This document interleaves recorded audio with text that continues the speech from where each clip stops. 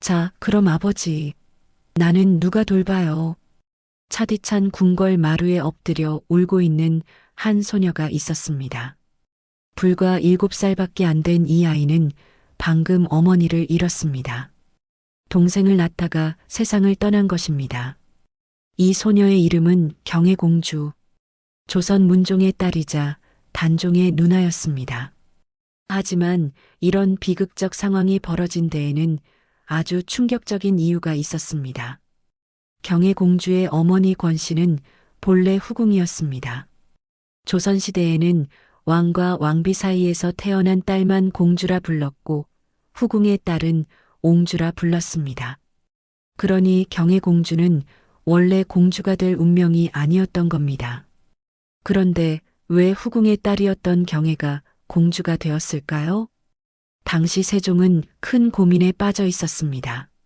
문종의 첫째 부인 김씨는 무속에 빠져 쫓겨났고 둘째 부인 순빈봉 씨는 스캔들로 패출되었습니다. 두 번이나 며느리를 간택했는데 모두 문제를 일으킨 겁니다. 그런데 후궁권 씨가 딸을 낳았습니다. 세종은 생각했습니다. 딸을 낳았다는 것은 아들도 낳을 수 있다는 뜻이다. 그래서 파격적으로 간택 절차 없이 후궁권 씨를 세자빈으로 만들어버렸습니다.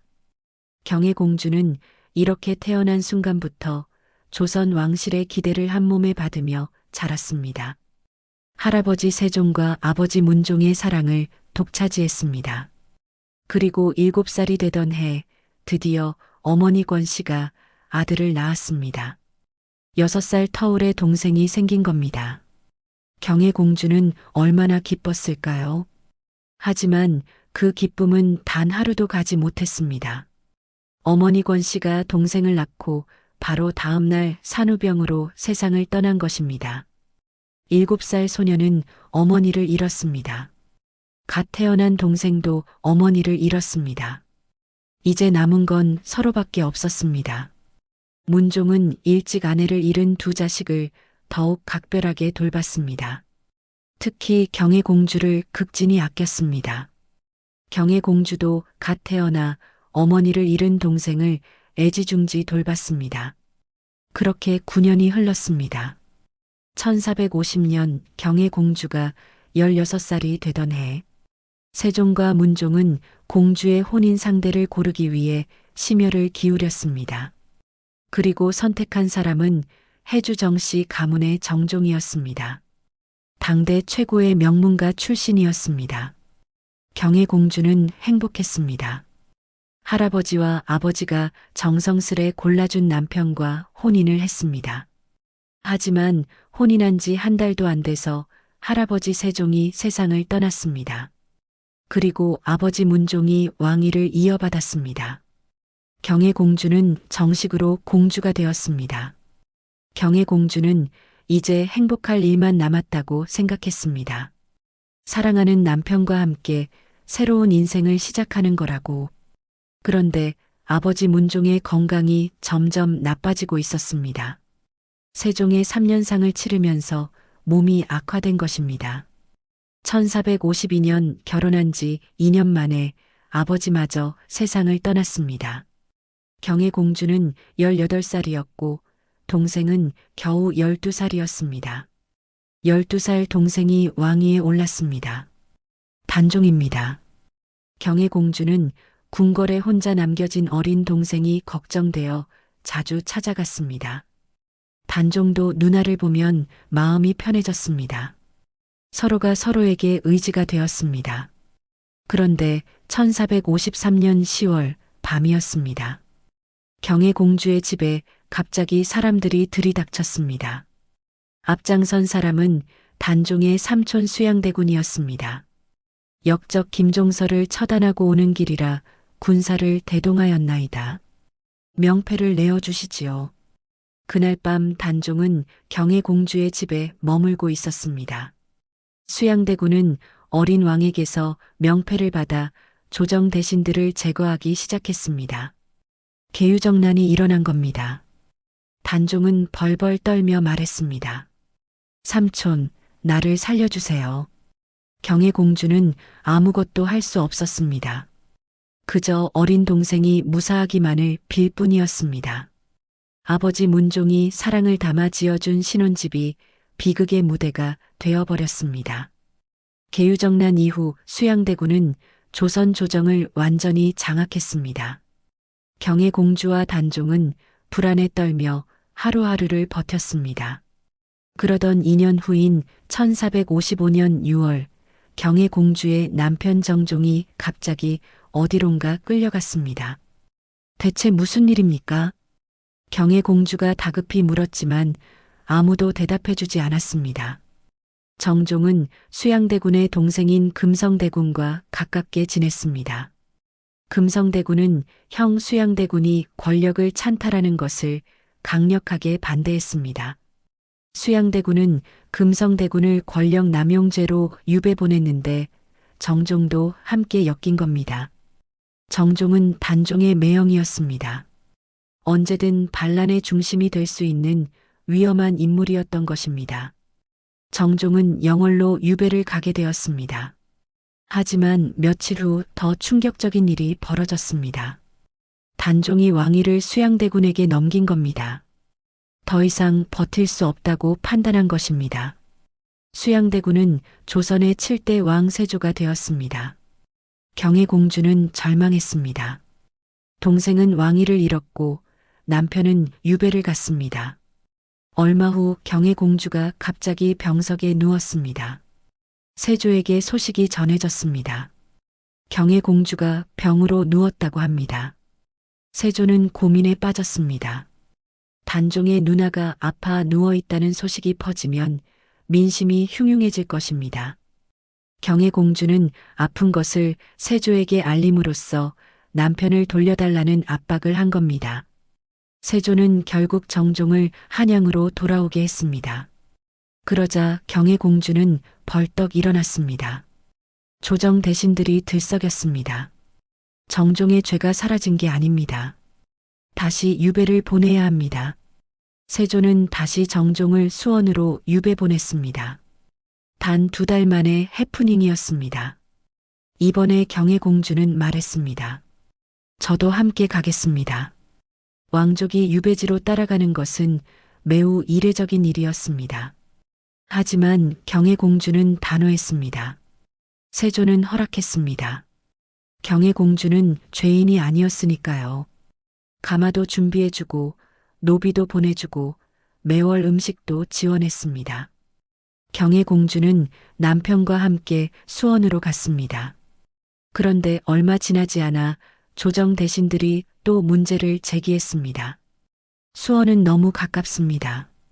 더 먼 곳으로 보내야 합니다. 정종과 경혜공주는 결국 김포의 통진으로 이동했습니다. 비록 유배지였지만 경혜공주는 남편과 함께였기에 견딜 수 있었습니다. 노비들도 있어서 최소한의 체면은 유지할 수 있었습니다.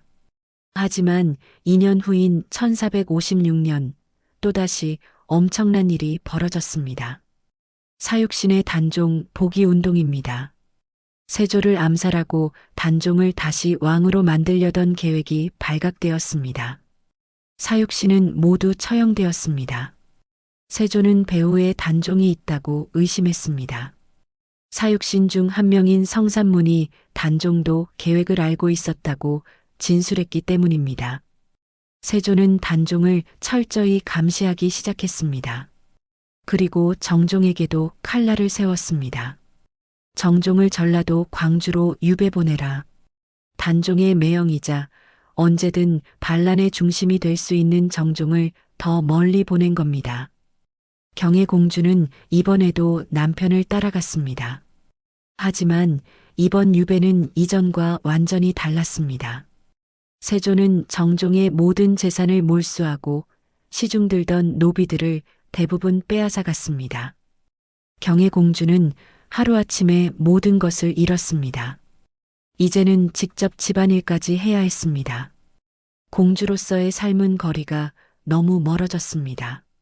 그러던 1457년 6월 21일 단종이 상황 자리에서마저 쫓겨나 노상군으로 강등되고 영월로 유배를 갔습니다. 그리고 4개월 후인 10월 21일, 단종이 유배지에서 사약을 받고 죽었습니다. 경혜공주는 하늘이 무너졌습니다. 마지막 혈육인 동생마저 떠나버린 겁니다. 경혜공주의 나이 불과 23이었습니다. 할아버지도 아버지도 이제 동생마저 모두 떠나버렸습니다. 단종이 죽은 후 세조는 경혜공주 부부를 더욱 철저히 감시했습니다. 광주 유배지에 있는 경혜공주의 집 주변에 높은 담장을 둘렀습니다. 아무도 드나들 수 없게 만들었습니다. 집안에 우물을 파괴하고 음식은 열흘에 한 번씩만 넣어주도록 했습니다. 바깥 문에는 자물쇠를 채웠습니다. 경혜공주와 정종은 완전히 세상과 단절된 채 갇혀 살게 되었습니다. 감옥이나 다름없었습니다. 하지만 그런 암울한 상황 속에서도 경혜공주에게 희망이 찾아왔습니다. 아이가 생긴 겁니다. 혼인한 지 9년 만에 처음으로 얻은 아들이었습니다. 이름을 정미수라고 지었습니다. 왜 9년 동안 아이가 없었을까요? 혼인 직후 할아버지 세종이 돌아가셔서 3년상을 치러야 했고 그 3년상이 끝나자마자 아버지 문종이 돌아가셔서 또 3년상을 치러야 했습니다. 그 후에는 계유정랑과 유배 생활이 이어졌습니다.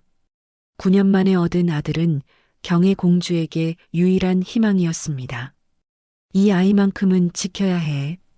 경혜공주는 아들을 보며 다짐했습니다. 이 아이를 위해서라도 이 고통스러운 삶을 견뎌내야 한다고. 아들이 훗날 남편 정종의 가문을 다시 일으켜주기를 바랐습니다. 경혜공주는 아들을 키우며 작은 평온을 찾아가고 있었습니다. 그런데 아들이 3살이 되던 1461년, 갑자기 병사들이 들이닥쳤습니다. 정종을 체포한다. 남편 정종이 끌려가는 겁니다. 아니, 대체 무슨 일입니까? 경혜공주가 절규했지만 아무도 대답하지 않았습니다. 정종은 유배 생활 중에 외부인 접촉이 금지되어 있었는데 몰래 승려들을 만났습니다. 그리고 그 승려와 함께 반역을 꾸몄다는 혐의를 받게 된 겁니다. 자백을 받지 못하면 죽도록 고문하라. 한양으로 끌려간 정종은 혹독한 고문을 당했습니다. 하지만 정종은 끝까지 입을 열지 않았습니다. 내가 충신이 되어 죄를 받았으니 어찌 아픔이 있으리요. 정종은 담담하게 말했습니다. 살려달라고 구걸하지 않았습니다. 오랜 유배 생활 동안 받은 핍박과 고통, 어린 처남 단종이 죽는 것을 지켜봐야 했던 절망. 정종은 이미 삶을 포기한 것 같았습니다. 결국 1461년 10월 정종에게 사형 선고가 내려졌습니다. 사지가 찢겨 죽는 거열형이었습니다. 처형날 경혜공주는 사람들 틈에 숨어 그 끔찍한 광경을 지켜봐야 했습니다. 남편이 사지가 찢기며 죽어가는 모습을 경혜공주는 소리내어 울 수도 없었습니다. 그저 눈물만 흘릴 뿐이었습니다. 자, 그럼 아버지, 나는 누가 돌봐요? 어릴 때 어머니를 잃고 외쳤던 그 절규가 다시 떠올랐습니다. 이제는 남편마저 잃었습니다. 할아버지도 아버지도 동생도 이제 남편마저 모두 떠나버렸습니다. 남은 건 3살배기 아들뿐이었습니다. 세조는 경혜공주와 아들을 노비로 만들어버렸습니다. 왕족에서 하루아침에 최하층 신분으로 떨어진 겁니다. 경혜공주는 아들의 손을 꼭 잡았습니다. 엄마가 지켜줄게. 반드시. 하지만 3살짜리 아이와 함께 노비로 살아가는 것은 너무나 가혹한 일이었습니다. 경혜공주는 생각했습니다. 이제 더 이상 잃을 것도 없구나. 할아버지 세종과 아버지 문종의 사랑을 받으며 자랐던 공주. 조선 최고의 명문가 남편과 혼인했던 공주. 그 화려했던 과거는 이제 아득한 꿈처럼 느껴졌습니다. 노비가 된 경혜공주는 아들과 함께 고된 일상을 견뎌야 했습니다. 공주였을 때는 상상조차 할 수 없었던 일들을 해야 했습니다. 밥을 짓고 빨래를 하고 청소를 하고 무거운 짐을 날라야 했습니다. 손은 거칠어졌고 옷은 남루해졌습니다. 하지만 경혜공주는 포기하지 않았습니다. 아들을 위해서라도 살아야 했습니다. 미수야, 엄마가 힘들어도 참을게. 너는 건강하게만 자라다오. 경혜공주는 밤마다 아들을 안고 눈물을 흘렸습니다. 하지만 마음속 깊은 곳에서 분노가 끓어올랐습니다. 이건 잘못된 거야. 단종이 정당한 왕이었어. 세조는 반역자야. 경혜공주는 점점 세조에 대한 원한이 깊어갔습니다. 하지만 아무것도 할 수 없었습니다. 그저 견디는 수밖에. 세월이 흘러 아들 정미수가 20살이 되었습니다. 경혜공주는 생각했습니다. 이제 이 아이도 어엿한 어른이 되었구나. 아버지의 가문을 일으켜 세울 수 있을까? 하지만 노비 신분으로는 어떤 기회도 주어지지 않았습니다. 그러던 어느 날 경혜공주는 중대한 결심을 합니다. 난 출가하겠어. 주변 사람들이 놀랐습니다. 공주마마, 그게 무슨 말씀이십니까? 난 더 이상 이 세상에 미련이 없어. 절에 들어가 부처님께 기도하며 살고 싶어. 경혜공주는 단호했습니다. 사실 출가는 도피였습니다. 이 고통스러운 현실에서 벗어나고 싶었던 겁니다. 머리를 깎고 비구니가 되었습니다. 절에서 경혜공주는 하루 종일 연부를 외웠습니다. 나무 아미타불, 나무 아미타불. 죽은 이들을 위해 기도했습니다. 할아버지 세종, 아버지 문종, 동생 단종, 남편 정종, 모두 억울하게 죽거나 고통받았던 사람들이었습니다. 경혜공주는 연부를 외우며 눈물을 흘렸습니다. 왜 우리 가족에게만 이런 고통이 주어진 걸까? 하지만 답은 없었습니다. 그저 부처님께 기도할 뿐이었습니다. 절에서의 생활은 평온했지만 외로웠습니다. 아들 정미수도 보고 싶었습니다. 하지만 경혜공주는 참았습니다. 이제 난 속세를 떠난 사람이야. 미련을 가져서는 안 돼. 그렇게 경혜공주는 절에서 여생을 보냈습니다. 세조가 죽고 예종이 즉위하고 성종이 즉위했습니다. 세월이 흘렀지만 경혜공주는 궁궐로 돌아가지 않았습니다. 돌아가봤자 뭐하나. 그곳엔 더 이상 내 자리가 없어. 경혜공주는 쓸쓸히 혼자 연부를 외우며 살았습니다. 어느 날 한 젊은 스님이 경혜공주에게 물었습니다. 스님, 왜 그렇게 슬픈 얼굴로 기도하십니까? 경혜공주는 잠시 침묵하다가 대답했습니다. 난 과거에 너무 많은 걸 잃었어. 사랑하는 사람들을 모두 잃었지. 그 슬픔에서 벗어나고 싶어서 여기 왔는데 시간이 지나도 슬픔은 사라지지 않네. 부처님께 기도하면 마음의 평안을 얻을 수 있습니다. 그래, 그렇게 믿고 싶어. 하지만 쉽지 않아. 경혜공주는 고개를 떨구었습니다. 밤이 되면 경혜공주는 달을 보며 생각했습니다. 단종아, 너는 지금 어디 있니? 하늘나라에서 편히 쉬고 있을까? 동생 단종을 생각하면 가슴이 무너졌습니다. 어린 나이에 왕위를 빼앗기고 유배를 가고 결국 사약을 받아 죽었던 동생. 내가 누나로서 지켜주지 못해서 미안해. 경혜공주는 밤마다 단종을 위해 기도했습니다. 부처님, 제 동생의 영혼이 평안하기를 빕니다. 그렇게 경혜공주는 절에서 세월을 보냈습니다. 세월이 흘러 경혜공주는 나이가 들었습니다. 한때 조선 최고의 공주였던 그녀는 이제 초라한 비구니가 되어 있었습니다. 어느 날 절에 한 관리가 찾아왔습니다. 경혜공주마마 전하께서 궁궐로 돌아오시라고 하셨습니다. 성종이 보낸 사람이었습니다. 성종은 세조의 손자로 할아버지가 저지른 잘못들을 조금이나마 바로잡고 싶어 했습니다. 하지만 경혜공주는 고개를 저었습니다. 아니야. 난 이제 속세를 떠난 사람이야. 궁궐로 돌아갈 생각이 없어. 하지만 공주마마, 이제 날 공주라고 부르지 마. 난 그냥 한 명의 비구니일 뿐이야. 경혜공주는 단호했습니다. 궁궐로 돌아간다고 해서 잃어버린 것들이 돌아오는 건 아니었습니다. 관리는 할 수 없이 돌아갔습니다. 경혜공주는 다시 연부를 시작했습니다. 나무아미타불, 나무아미타불. 그날 밤 경혜공주는 꿈을 꾸었습니다. 어릴 때 할아버지 세종과 아버지 문종과 함께 놀던 모습이었습니다. 행복했던 그때로 돌아간 꿈이었습니다. 할아버지, 아버지. 꿈속에서 경혜공주는 웃고 있었습니다. 하지만 눈을 뜨자 현실이었습니다. 차가운 절 방바닥. 혼자였습니다. 경혜공주는 눈물을 흘렸습니다. 아, 꿈이었구나. 경혜공주는 창밖을 바라봤습니다. 동이 트고 있었습니다. 오늘도 하루가 시작되는구나. 경혜공주는 일어나 염주를 손에 쥐었습니다. 나무아미타불. 그렇게 경혜공주는 매일을 반복했습니다. 염불하고 기도하고 잠들고. 어느 날 경혜공주는 느꼈습니다. 내 시간도 얼마 남지 않았구나.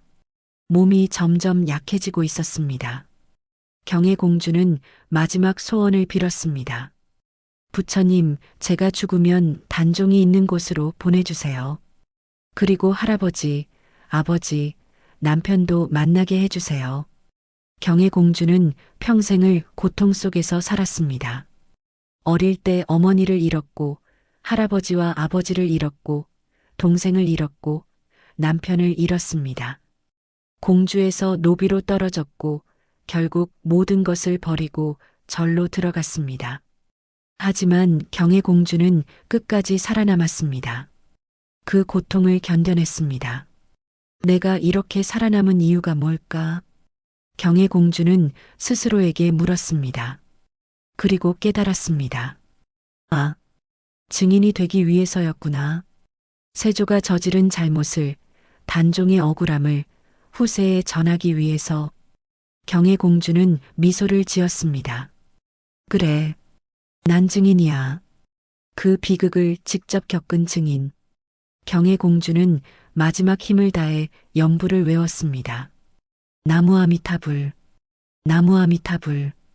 그리고 조용히 눈을 감았습니다. 경혜공주가 세상을 떠난 것은 성종 때였습니다. 정확한 기록은 남아있지 않지만 절에서 조용히 생을 마감했을 것으로 추정됩니다. 조선시대 최고의 사랑을 받았던 공주 경혜. 하지만 그녀의 인생은 비극 그 자체였습니다. 권력 다툼의 희생양이 되어 모든 것을 잃었고 결국 속세를 떠나 절에서 여생을 보내야 했습니다. 경혜공주의 삶은 우리에게 묻습니다. 권력이란 무엇인가? 왕족으로 태어나는 것이 축복인가? 저주인가? 그리고 무엇보다 한 사람의 인생이 권력 다툼에 의해 완전히 파괴될 수 있다는 비극을 보여줍니다. 경혜공주의 이야기는 역사 속에서 잊혀져 갔지만 그녀가 겪은 고통과 비극은 결코 잊혀져서는 안 될 것입니다. 끝까지 시청해 주셔서 감사합니다. 지금까지 틈으로 보는 한국사였습니다. 감사합니다.